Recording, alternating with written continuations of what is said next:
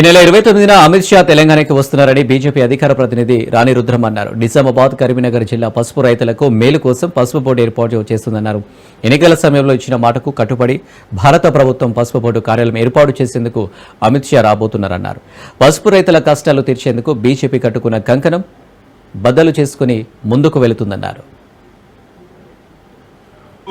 రైతులందరికీ కూడా మెరుగైనటువంటి మార్కెటింగ్ సౌకర్యాలు కలగడం కొరకు, వారు పండిస్తున్నటువంటి పంటకు ధర రెట్టింపవడం కొరకు, అలాగే పసుపు ప్రాసెసింగ్ యూనిట్స్ ద్వారా అనేక రకాల బై ప్రొడక్ట్స్ తయారు చేసి అంతర్జాతీయంగా కూడా మార్కెటింగ్ చేసుకునేటటువంటి అవకాశం కావాలని చెప్పి ఎన్నో దశాబ్దాలుగా నిజామాబాద్ రైతులు అనేక పోరాటాలు చేసిండ్రు, అనేక ఉద్యమాలు చేసిండ్రు. అయితే వారందరి కోరిక మేరకు భారత ప్రభుత్వం నరేంద్ర మోడీ గారి నాయకత్వంలో పసుపు బోర్డును ఆమోదించి పసుపు బోర్డును ఏర్పాటు చేస్తోంది. నరేంద్ర మోడీ గారు ఎన్నికల సమయంలో నిజామాబాద్ కు వచ్చి హామీ ఇచ్చి అనౌన్స్ చేసిన విధంగానే ఎల్లుండి నిజామాబాద్ లో పసుపు బోర్డు కార్యాలయాన్ని కూడా అమిత్ షా గారు వచ్చి ప్రారంభించనున్నారు. ఇప్పటికే పసుపు బోర్డు చైర్మన్ గా కూడా నిజామాబాద్ వాసి రైతు పల్లె గంగారెడ్డి గారిని కూడా నియమించడం జరిగింది. ఒక్క పత్తి బేల్ కూడా లేకుండా కేంద్ర ప్రభుత్వం 11 సంవత్సరాలుగా ఉంటుంది తెలంగాణ రాష్ట్ర రైతుల దగ్గర నుంచి. ఇప్పటికి 2 లక్షల కోట్ల రూపాయలు పెట్టి కొన్నాం. ఇప్పుడు వానాకాలం పంట స్టార్ట్ అవుతుందని ఈ